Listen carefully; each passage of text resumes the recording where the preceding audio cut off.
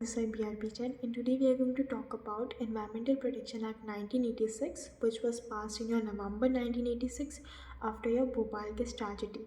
Now, this act basically comprises Indian legislative यानी कि set of laws in order to empower your central government to protect and keep your environment safe. So basically इस act के अंदर क्या है ना कि जितने भी आपके पोल्यूशन है, air pollution, land pollution, sand pollution etcetera, और जितने भी आपके हैजार्डियस सब्सटेंसेस हैं उसे प्रॉपर वे में मैनेज करना और रेगुलेट करना। इस एक्ट को हम लोग अम्ब्रेला लेजिस्लेटिव एक्ट भी बोलते हैं, क्योंकि ये जो एक्ट है ये सारे के सारे बाकी के इन्वायरमेंटल एक्ट्स को कंप्राइज करके एक अच्छा फ्रेमवर्क और एक सेट ऑफ रूल्स देता है जो कि आपके इन्वायरमेंट को मैनेज करने के लिए बहुत इंपॉर्टेंट है। अब हम लोग इसके की कॉन्सेप्ट या फिर की प्रोविजंस की बात करते हैं। सो सबसे पहला होता है बेसिकली आपका सेंट्रल गवर्नमेंट अथॉरिटी, यानी कि ये जो एक्ट है ये बेसिकली गवर्नमेंट को पूरी की पूरी परमिशन ग्रांट करती है कि आप जितने भी नेसेसरी मेजर्स हैं वो आप लेंगे, सेट ऑफ रूल्स बनाएंगे in order to protect the environment. Second आपका आता है basically hazardous substances. The use of hazardous substances is basically prohibited by the government until and unless आपने कोई प्रायर परमिशन ले रखी है सेंट्रल गवर्नमेंट से, तब आप यूज़ कर सकते हो, और वो भी आपको सेफ्टी मेजर्स को पूरा एकदम ध्यान रखना पड़ेगा।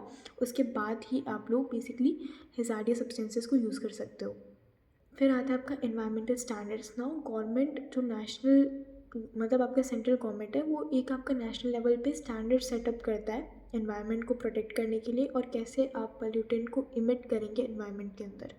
फिर आपका पोल्यूशन कंट्रोल, एक फ्रेमवर्क दिया जाता है कि कैसे आप पोल्यूशन को रिड्यूस करेंगे किसी भी सोर्स से, और कैसे आप पोल्यूटेंट्स को प्रॉपरली डिस्चार्ज करेंगे इन्वायरमेंट के अंदर, है ना।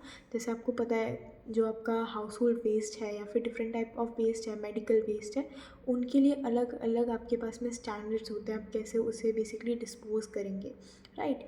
फिर नेक्स्ट आता है आपका इन्फोर्समेंट एंड इंस्पेक्शन। अब गवर्नमेंट चेकअप करती है डिफरेंट डिफरेंट इंडस्ट्रीज़ के अंदर, यूनिवर्सिटीज़ के अंदर, कॉलेजेस के अंदर, या फिर वर्किंग एरियाज़ या फिर अदर एरियाज़ के अंदर कि ये एक्ट आपका फॉलो हो रहा है कि नहीं हो रहा है। They use to collect the samples and inspect that कि the act is really following up और नॉट। अदरवाइज अगर ये एक्ट फॉलो नहीं होगा देन द इंडस्ट्री और other organization have to pay, they can get imprisonment or anything else.